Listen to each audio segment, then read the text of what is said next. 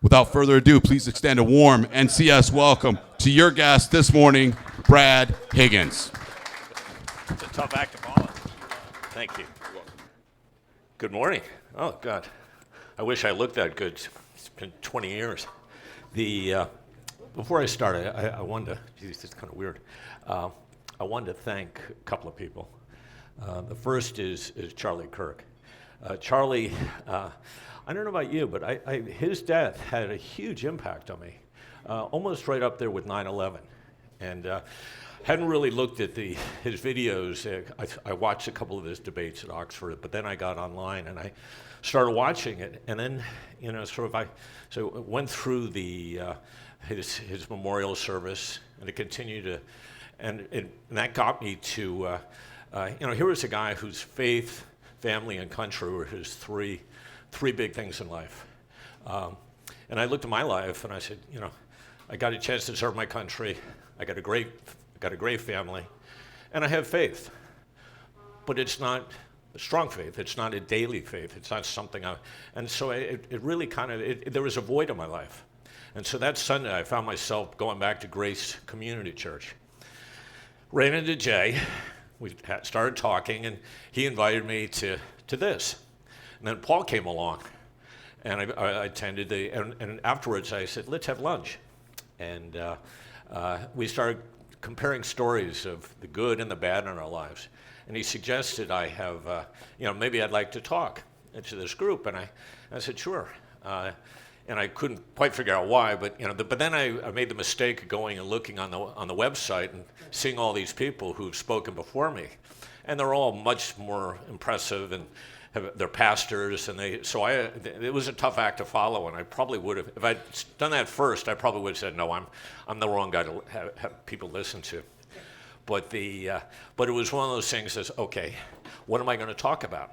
And so, when you're thinking about a theme, do you start with a problem, or you start with a solution? And I said, this is a group that's positive. Let's talk about the solution. But let me just sort of paraphrase the problem. And I said, well, I'm suffering from what is known as Irish Alzheimer's. For those who don't know, Irish Alzheimer's is you forget everything except your grudges.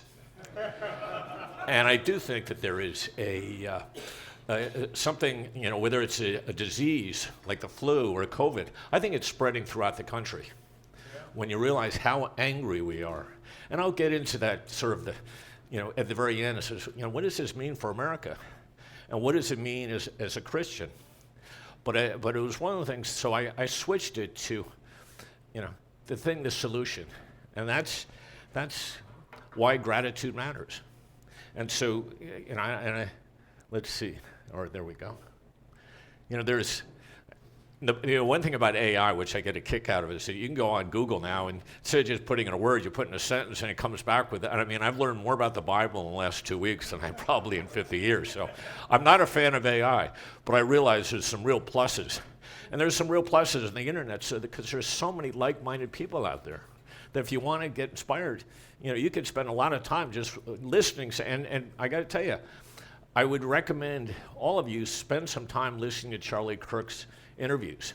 There's a wonderful interview with Cliff Knechtle and his son, and he talks about about America that it's a Christian nation, and that 56 out of the 57 signers were Bible-going, church-going Christians, and that and then he talks about President Adams that he said our Constitution was made for moral and religious people, and it is wholly inadequate for everybody else. So it's that principle and that foundation that has really made America great. So that to me is one of the things I really encourage people. But in this, I start with Cicero, the Roman philosopher, and I mean, gratitude is the core of everything, because all of it flows from that: humility, compassion, empathy. Probably Willie Nelson said it best. And I think, for our time, and I said, when I started counting my blessings, my whole life turned. And that's basically what happened to me because of Paul's request. I spent a lot of time thinking about this. And I went back to say, what were the things that changed my life? And what were the, a lot, I've had an interesting life. I may not be rich, but I'm not poor, but I've had an interesting life. And so, but, the anonymous ones, I think we all need to say, thank you, God, for everything in my life, the good and the bad. Some were blessings and some were lessons. And I think some of the lessons were that, and I'll get it until I like to talk about good things, the successes, but there were a lot of failures, and I'll spend a little time about that. But gratitude is the beginning of wisdom. And all of us, they always used to look to older people as being wise. And I found myself not being angry, more angry than wise. And hopefully this exercise that I've gone through will push me toward wisdom rather than anger. I was 17 years old in 1970. I was, good kid. I was, and my best friend was a wealthy kid, and his parents gave him for Christmas an AMX. And for those who weren't driving in 1970, you won't know this, but AMX was a Gremlin, American Motors Experimental. It was a Gremlin with a 427 horsepower engine, which is about 3 times the size of a normal Gremlin engine. It was a beast. And he was driving around, and it was very impressive. And we were going through, I lived in Saddle River, New Jersey, and we were driving on the country roads. And I remember saying to him, I says, I can't believe how this hugs the road. And all of a sudden we saw some friends, and we decided to race. And I mean, and let me preface this. In that interval, I put my seatbelt on, and I locked the door. Well, those of us who were driving in 1970, nobody wore their seatbelt. That was a non-existent. I mean, it was an add-on. So we're driving along, and after about 2-3 minutes, and then I took it off. I unlocked it, and for some reason I just consciously undid the seatbelt. A minute later, we see our friends. We start racing, and we're on these country roads, and they're a little like Connecticut, kind of hilly, not too curvy, but hilly. We're going well over 100 miles an hour. And I've driven fast, but because of the curves, it was almost terrifying. And it was my friend, the driver, goes, God, this is incredible. I can't believe it's the way it's able to hug the road. Spoke too soon. All of a sudden, we hit some sand, and we lost control. And this is at 100 plus. Lost control. Can't believe the car didn't flip over, but we started doing 360s. And I mean, it was beyond terrifying. I put my feet and my hands on the dashboard, and I said, this is, and I'm gonna, oh my God. And then we're passing all these trees, and this is probably 100 yards. And there was one tree that was all lit up. And I'm not trying to say I'm Moses in the burning bush, but there was one tree that all lit up, and I had all of a sudden this moment that I knew I was gonna die. And it wasn't a question, it wasn't a debate. This is it. And for a 17-year-old, that's pretty shocking. And I don't know. And again, any of you have ever been in an accident, the adrenaline kicks in, and everything goes into slow motion. And I realized it's out of my control. There was nothing I do. I looked at my friend. He had passed out. He wasn't even holding the wheel. And I put my hands down, and I put my feet down, and I said, "Please, God." And I closed my eyes. Just as I was closing my eyes, and that lit tree, we weren't even aiming at it, but just as I closed my eyes, the car, was spinning, smashed into that tree. And what you can see is the tree hit exactly where I was sitting. And you can also see where my head hit the windshield. And then you can also, and so I was thrown about 30 feet. And it took we hit with such force, it took the car door with me. And you can see, this is the junkyard, and the car door is sitting in the seat. And I looked at it and says, and I get him.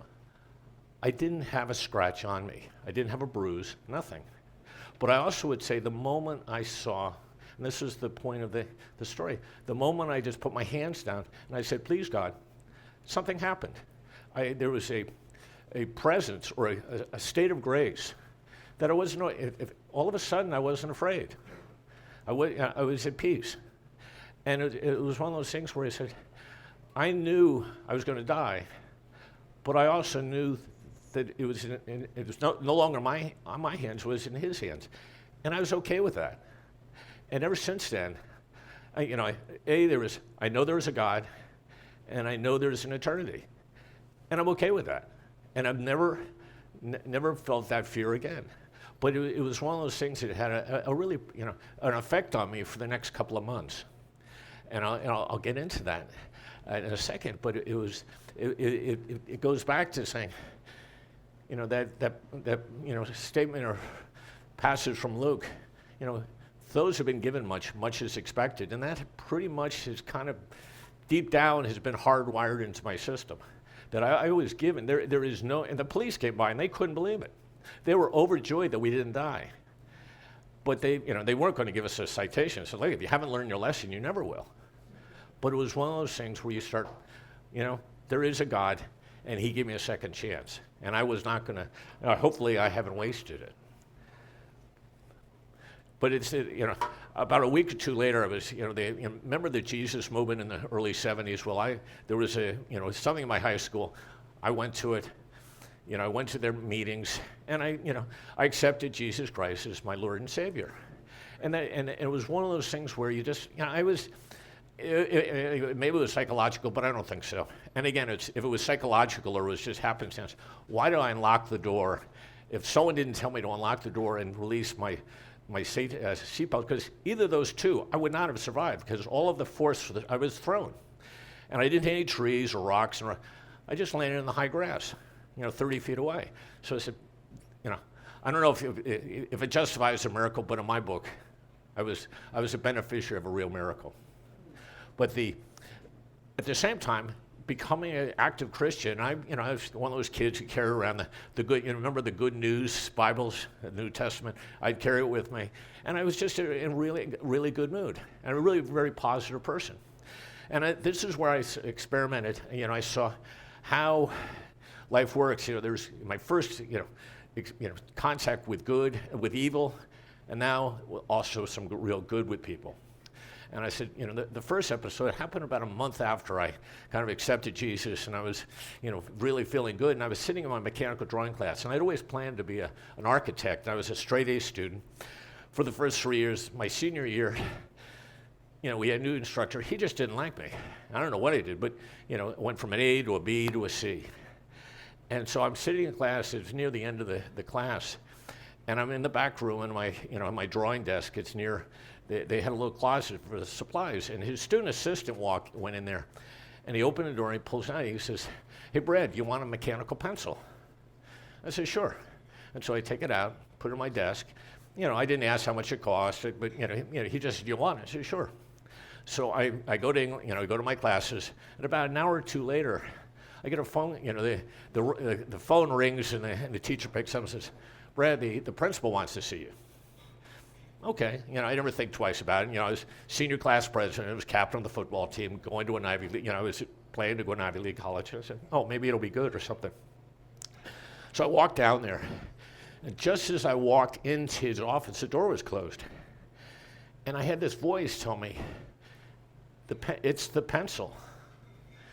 It's the pencil," and it was just, it kind of like what, and so the principal opens the door.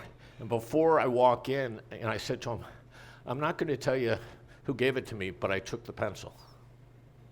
And the guy looking, a sort of shocked look, and the door opens, and I walk in there. There's the mechanical drawing teacher and the police chief. Mechanical drawing teacher had filed criminal charges. And I was being expelled, and I was going to be arrested for a misdemeanor. And the police chief looks at the mechanical drawing professor, the teacher, and goes, "Are you kidding me? You think I'm going to wreck this young man's life?" And he rips it all up. And the principal is kind of like, all shaken up, and goes, "Brad, go back to class. Don't worry about it." Well, I was such a naive kid. It took me a while to realize I'd been set up.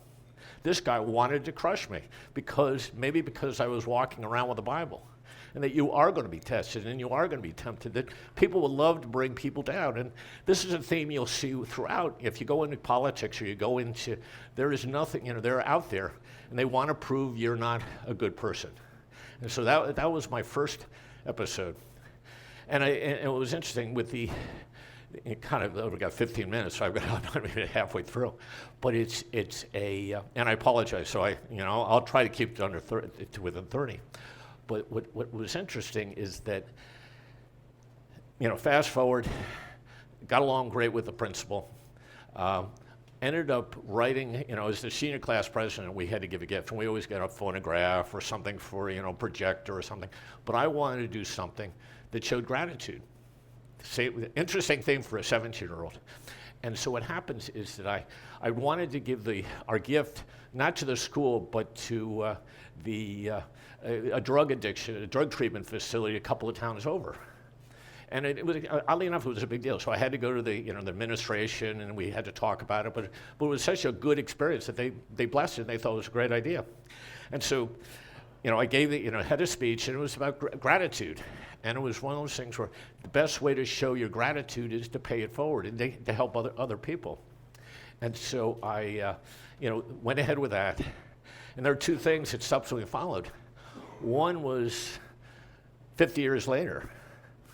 My mom had died at 99. We were clearing in 2019. We're clearing out her file, her belongings, and I found a folder that was obviously very important to her, and it had photos of my dad who had died in 1980, and photos of me and my brother when we were kids, and it was that speech.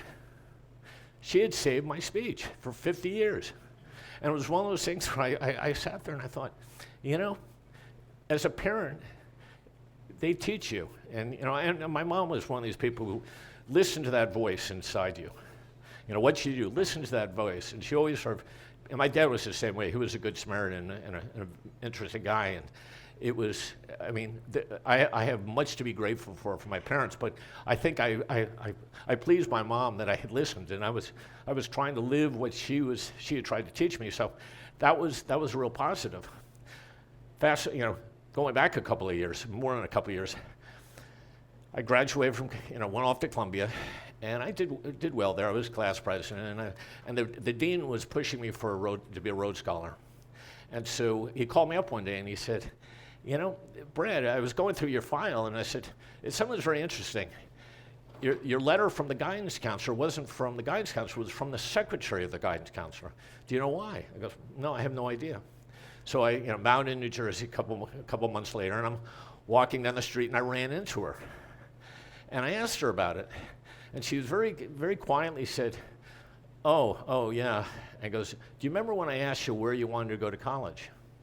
And I said, what were the top three, top schools? And I told her, and she said, well, she goes, I couldn't understand it, but the guidance counselor didn't like you. I don't know, and he goes, you had never done anything, you were a nice kid, but he wrote a devastating letter. Not a recommendation, but just the opposite. And so remember when I asked you where you want to go? Well, I pulled those letters, and I wrote my own. And I sat there, and I almost started crying. Here was a woman I hardly knew, and that she was a good enough person that she'd risk her job for someone she hardly knew to do the right thing. And so when I talk about there's a lot of evil in this world, but there's equally as many good people. And it's one of those things, I think I'm going to blow through the 30 minutes, but hopefully it'll be interesting. But you start realizing how important what we do to help other people. And that to me that's the real essence of being a Christian. Then, fast forward, I, went to law school, worked in a Wall Street law firm as we did. And then but I ended up as an investment banker in public finance. And I've always been interested in the public sector, so it was an easy thing for me to do. And I had a very good career at Goldman Sachs, and was a top producer. And I ended up getting recruited to First Boston to become a partner there, so I left. And this is in 1992. And we were working in the New York City deal, and I had specialized in problem projects. And was mostly agencies around the country, mostly on the West Coast. And it wasn't very political. It's just, these are good public servants, and being honest and working hard, they appreciate it. Well, then this is my first contact with real politics. And so we were working on a $1.5 billion bond deal. And we had and the city was going through, they're about to lose their investment grade rating, which means they go into the emergency control period, which was what happened in the 70s in New York City, which basically means the state's taking it over. And so, that's the worst thing you can possibly do. So I'm too senior. I only went to one meeting. And it was like 40 people there, and 10 First Boston people and 30 New York City people. And I pick up the prospectus, and I'm looking at this.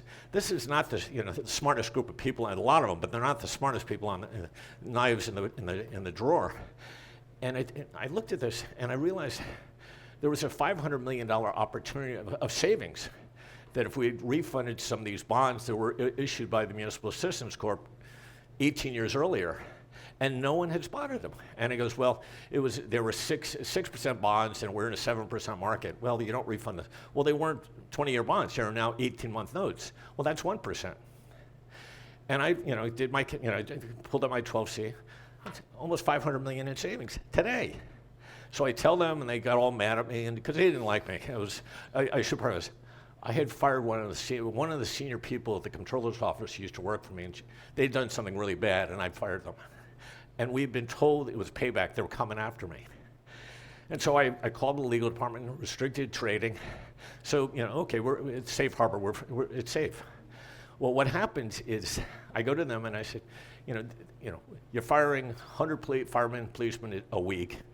We lose ratings. It'll be thousands of people are going to be unemployed. We got to do something. And they got mad at me and said, it's not your call. We'll have an RFP. It's going to take.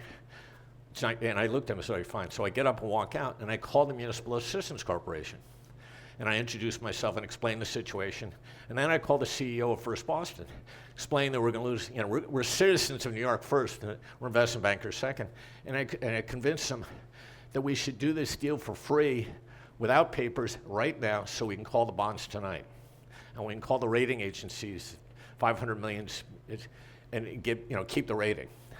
He agrees. Mac does the deal. They have a conference call with the board that evening, and they said, fine. So what happens is I walk back in, and I just think this is the high point of my career. I just saved the city. I did something really good. Well, then someone points out of the city that we've been out there doing a bond, sort of a tender program where we're buying bonds in the market. And we bought about 5 million of 150 million we're looking for. And someone had an Excel spreadsheet that was just a draft, and he hadn't bothered to, and the market was getting better, so the prices were going up on the ones we were after, but he didn't lock in the prices for the ones we already bought. So he just did a global change, and he raised the prices for the things we already bought. It was about $25,000.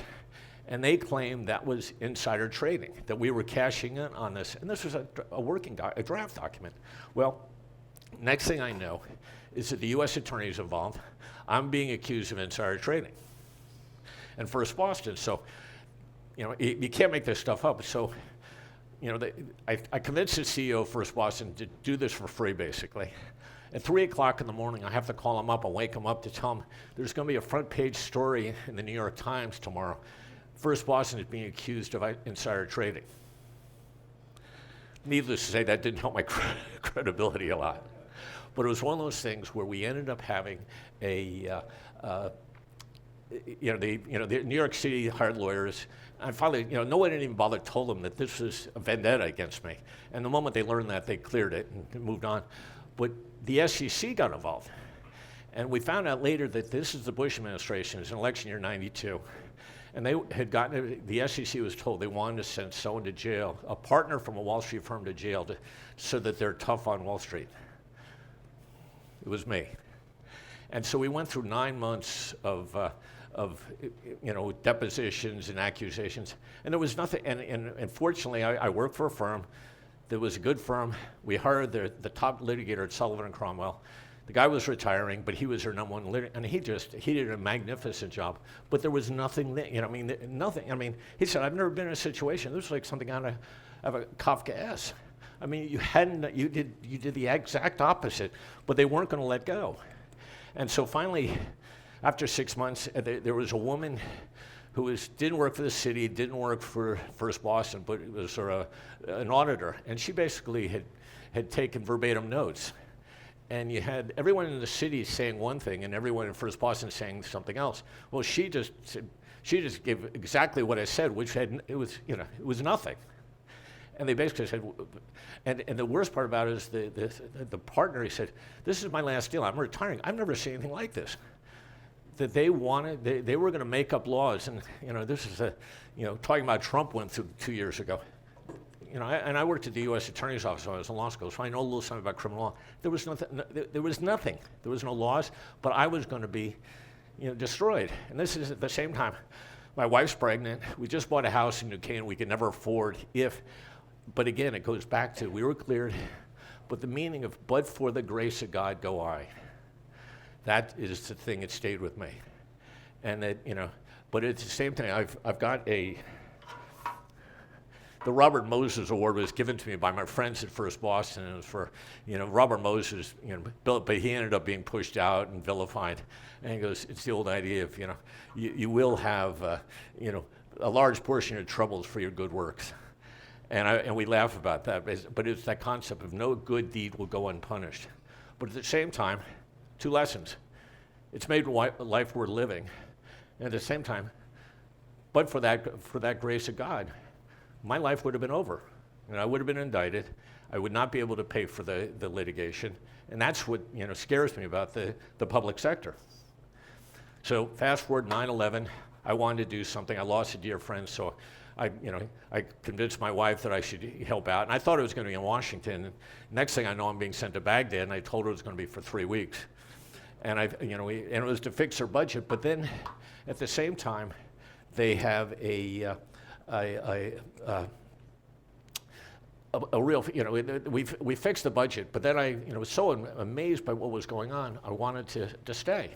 So that 6 weeks or 3 weeks ended up being 5 years.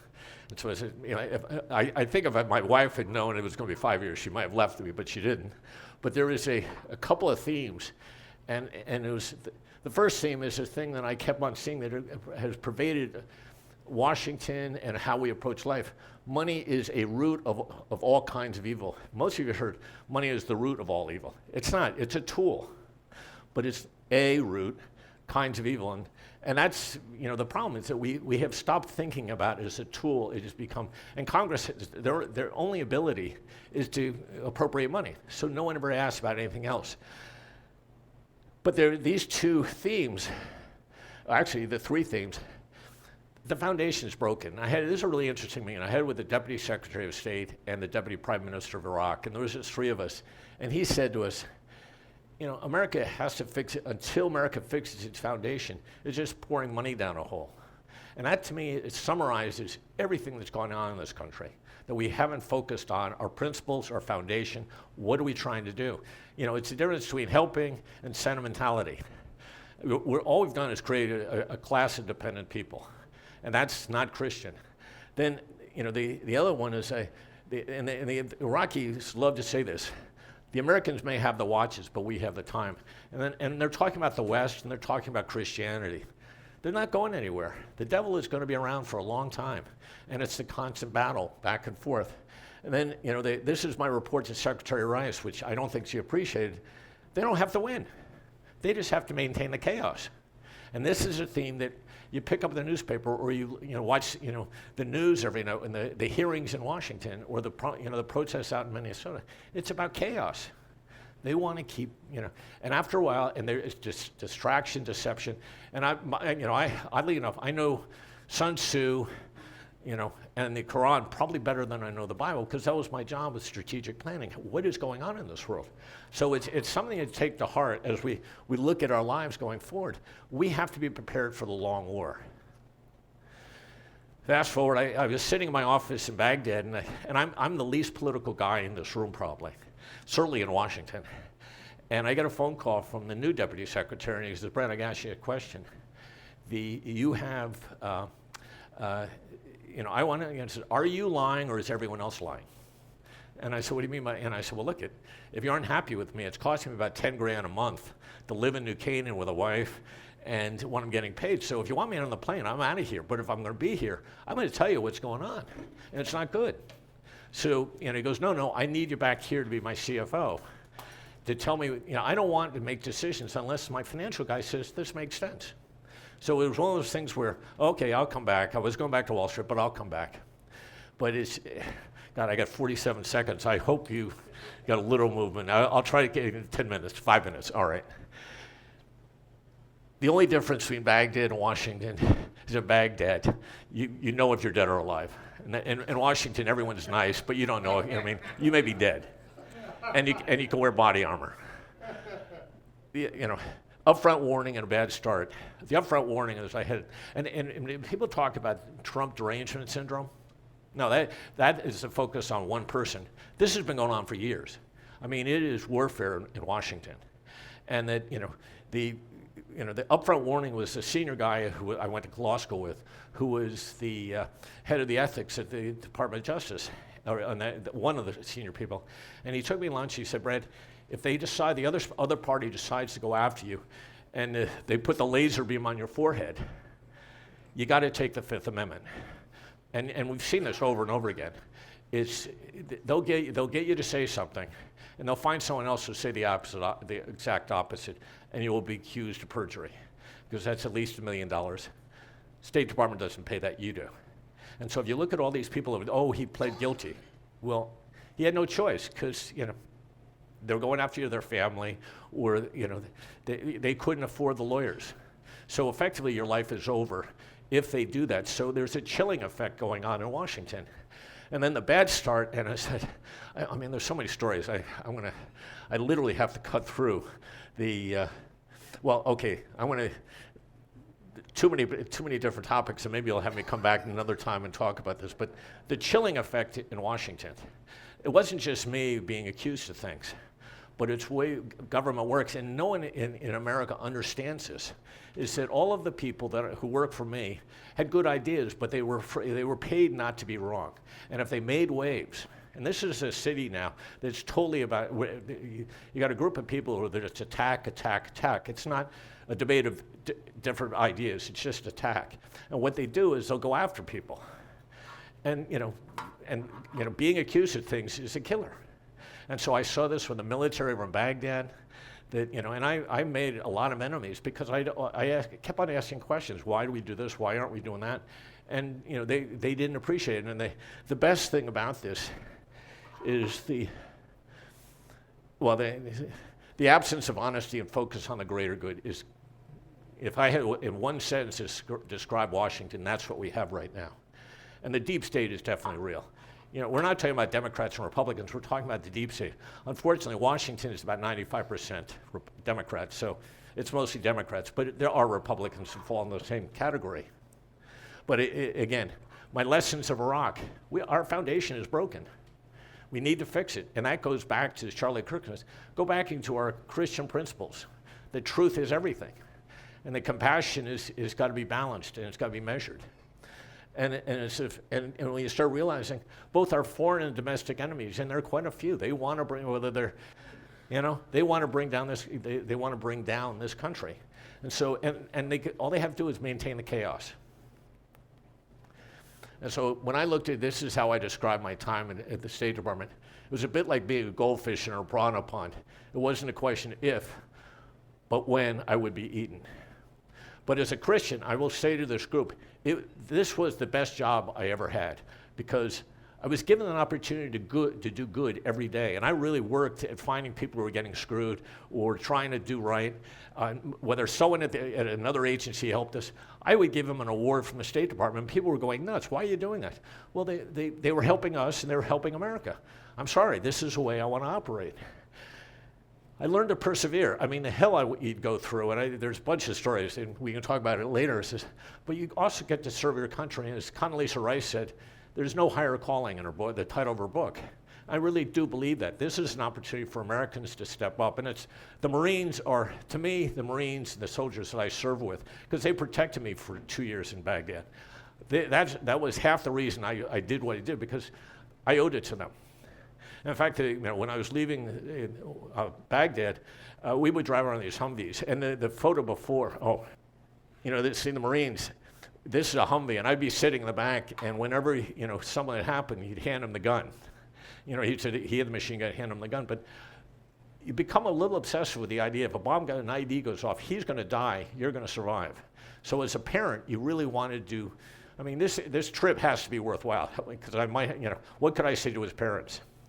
Well, the last thing, and that I'll end up with the State Department and government, is I said to, you always thank them at the end, at least unless you're a real SOB, but you thank them. And I said to the guy, the gunner, who's covered in dirt, he goes, I hope I do my job as well as you do yours. And the kid looked at me and goes, sir, I hope you do too. And it was one of those things that had stayed with me every day at the State Department. Every time someone tried to say, I wish I had a dime for every time someone says, I'm going to wreck your career or I'm going to get you fired. And I'd always say, you understand, I don't have a career. I'm going to do what I think I have to do. And so that Christian background held me in good stead. But let me finish with the takeaways. Willie Nelson did something that makes a difference. And he goes, count your blessings. And it was profound. My Irish Alzheimer is gone. I'm grateful for what I have. And I look at my wife now totally differently. And I look at my kid, and there's a couple of photos and I realize if I had died in 1970, none of this would have happened. I wouldn't have married her. I wouldn't have had this kid. So I really do believe I am there's lots of things I'd rather have, but no, my life is full. And faith is like a muscle. It requires daily exercise, but it also needs study and fellowship, which I didn't have for 50 years. And so it took 50 years and Charlie Kirk's death for me to realize I can't grow my faith by myself. And I'm grateful for getting involved with NCS. Because it's the fellowship that makes a big difference. And finally, with the chaos the devil has brought us, and I really do believe there is forces that are at work that don't share our view of life. And this is especially in Washington. Keeping our faith strong and having a good sense of humor will help us persevere. And this is all about persevering. We're in the long war. We're not going to win it tomorrow. We're in the long war, just as I said, Secretary Rice, with the forces that we deal with every day. So look, let me end this as this. I'm grateful for this opportunity. I'm even more grateful for having the chance to serve my country. And the only regret I have is that it was that whole concept. And the military, I said to him once, we had a lot. I used to fight with the generals. I love the forward operating bases because they were real people. The generals are all Machiavellian. And that, says they would, and I describe them as they would give up their lives for their country, but not their careers. And I don't know how you can be a leader if you're not willing to give up your career. And I've yet to meet anyone in Washington who was willing to give up his career. And that was the sad part about leaving Washington. I was just waiting for that opportunity. I don't know if God has more plans for me or what. But, we need more people who are saying, if these Marines can give up their lives, the least, and I've said that to a couple of generals. If you're men, if they're willing to give up, they're actually give up, and you're not willing to give up your career, get out of here. I don't want anything. You're not a patriot. You're no hero, and so we need more people like that in Washington. With that, thank you, and sorry I went over.